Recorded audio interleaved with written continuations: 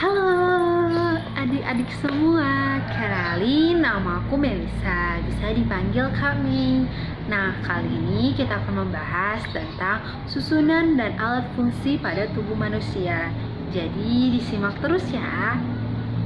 Nah, materi yang kita bahas pada kali ini adalah susunan dan fungsi alat tubuh manusia.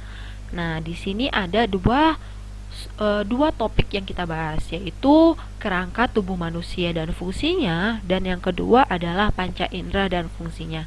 Yuk kita bahas satu persatu. Yang pertama itu adalah kerangka tubuh manusia dan fungsinya. Subjudul yang pertama adalah bagian-bagian rangka manusia. Di sini bagian rangka manusia terbagi atas 3 bagian, yaitu yang pertama adalah rangka kepala atau tengkorak, di mana ini fungsinya adalah untuk melindungi otak.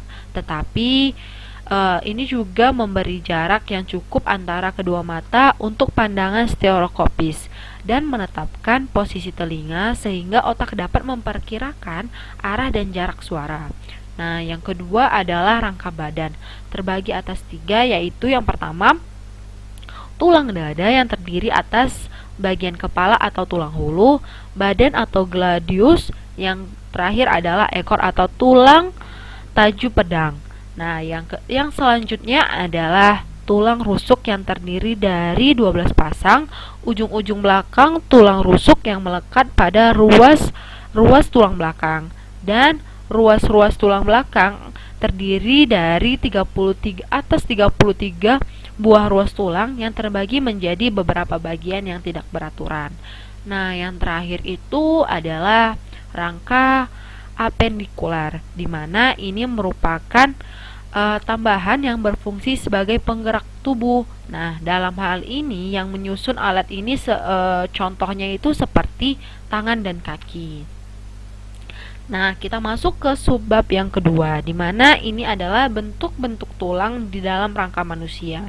Yang pertama itu adalah tulang pipih. Nah, tulang pipih ini karena dikatakan pipih karena bentuknya pipih dan gepeng. Contohnya itu ada pada tulang belikat, tulang dada, tulang rusuk, tulang panggul, dan tulang-tulang tengkorak. Nah, yang kedua adalah tulang pendek. Tulang pendek ini disebut pendek karena bentuknya bulat dan pendek. Contohnya itu adalah tulang pergelangan tangan, tulang pergelangan kaki, ruas-ruas tulang belakang, dan tulang tempurung lutut. Nah, yang terakhir itu adalah tulang pipa. Disebut tulang pipa karena bentuknya seperti pipa. Dapat dilihat di gambarnya ya, yaitu seperti contohnya itu seperti tulang lengan, tulang paha, dan tulang ruas jari. Nah, yang selanjutnya yang kita bahas adalah hubungan antar tulang, di mana hubungan antar tulang terbentuk apabila beberapa tulang bertemu pada ujung-ujungnya.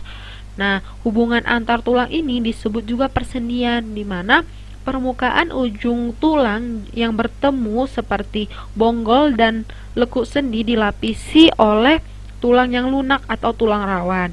Nah, persendian yang dilapisi selaput sendi yang menghasilkan minyak sendi. Minyak sendi di sini mengisi ruangan kecil di antara bonggol sendi dan lekuk sendi, berguna untuk pelumas dan mengurangi gesekan. Nah, selanjutnya persendian dibungkus dengan simpai sendi yang dibantu oleh serabut yang menyatukan tulang satu dengan tulang yang lainnya. Nah, kita lanjut. Yang keempat adalah fungsi rangka. Fungsi rangka di sini ada 5, yaitu yang pertama penegak dan pemberi bentuk tubuh, yang kedua melindungi alat-alat tubuh yang penting seperti otak, paru-paru, dan jantung, yang ketiga tempat melekatnya otot-otot dan jaringan, yang keempat sebagai tempat pembentukan sel-sel darah, dan yang kelima adalah sebagai alat gerak pasif. Nah, yang selanjutnya kita masuk ke topik yang kedua, yaitu panca indera manusia dan fungsinya. Nah, subtema yang pertama adalah indera penglihatan.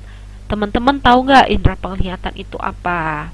Nah, indera penglihatan itu adalah mata kita yang terdapat di dalam rongga mata dan dilindungi oleh tulang-tulang tengkorak. Nah, di sini ada bagian-bagian bola mata itu. Yang pertama adalah selaput tanduk atau kornea yang berguna untuk melewatkan cahaya yang masuk dari luar. Yang kedua, selaput pelangi atau iris adalah bagian mata yang mengandung zat warna. Yang ketiga adalah anak mata atau pupil yang berguna dalam mengatur besar kecilnya cahaya yang masuk. Nah, yang keempat ada lensa mata yang dapat membedakan menjadi cembung dan mengatur pembentukan bayangan. Nah, yang selanjutnya itu ada selaput keras atau sclera yang berguna untuk melindungi bagian dalam bola mata. Nah, yang selanjutnya itu ada selaput koroid, di mana di dalamnya terdapat banyak saluran darah. Nah, yang selanjutnya itu ada selaput jala atau retina yang berguna untuk menangkap bayangan. Nah, yang terakhir itu ada bintik kuning di dalam mata kita yang fungsinya untuk menerima cahaya yang masuk. Nah, kita lanjut ke indera yang selanjutnya, yaitu ada indera pendengar. Nah, teman-teman tahu nggak indera pendengar itu apa? Nah, benar sekali. Indera pendengar itu adalah telinga kita. Nah, di sini kita membahas ada bagian-bagian dari telinga kita. Yang pertama ada telinga bagian luar yang berguna untuk menangkap bunyi atau suara dari luar. Nah, ada juga telinga bagian tengah kita yang fungsinya untuk meneruskan getaran bunyi dari telinga luar ke telinga dalam. Nah, yang terakhir itu ada telinga bagian dalam yang berfungsi untuk menerima getaran atau bunyi suara yang diterima dari telinga bagian tengah. Nah, kita lanjut lagi indera yang ketiga, yaitu indera penciuman. Nah, indera penciuman di sini maksudnya adalah hidung kita nih. Nah, di dalam hidung kita juga terdapat rongga-rongga dan memiliki fungsi yang berbeda-beda. Yang pertama itu ada bagian dalam rongga hidung yang terdapat sekat yang memisahkan rongga hidung sebelah kanan dan sebelah kiri. Yang kedua adalah bagian atas rongga hidung yang berupa lempeng tipis, sedangkan bagian dasar langit-langit bagian sisi adalah karang hidung. Nah, yang terakhir itu ada pada bagian atas rongga hidung ada lendir pembau yang berguna untuk menerima bau-bauan. Nah, yang selanjutnya kita bahas adalah indera pengecap. Nah, indera pengecap di sini maksudnya adalah lidah kita nih, teman-teman. Nah, jadi di dalam lidah kita itu tiap puing pengecapnya itu akan bereaksi terhadap satu jenis rasa. Jadi sejumlah puting pengecap juga terdapat pada tenggorokan dan langit-langit lunak pada rongga mulut kita. Jadi pada bagian permukaan lidah yang terdapat pengecap rasa. Jadi setiap lidah kita itu mempunyai rasa yang berbeda-beda. Ada rasa manis, pahit, asam, dan asin yang dapat kita lihat pada gambar juga nih yang di sini nih. Nah, yang terakhir itu ada indera peraba. Indera peraba di sini maksudnya adalah kulit kita nih. Nah, jadi sebenarnya di kulit kita itu ada bagiannya. Ada bagian luar dan ada bagian dalam.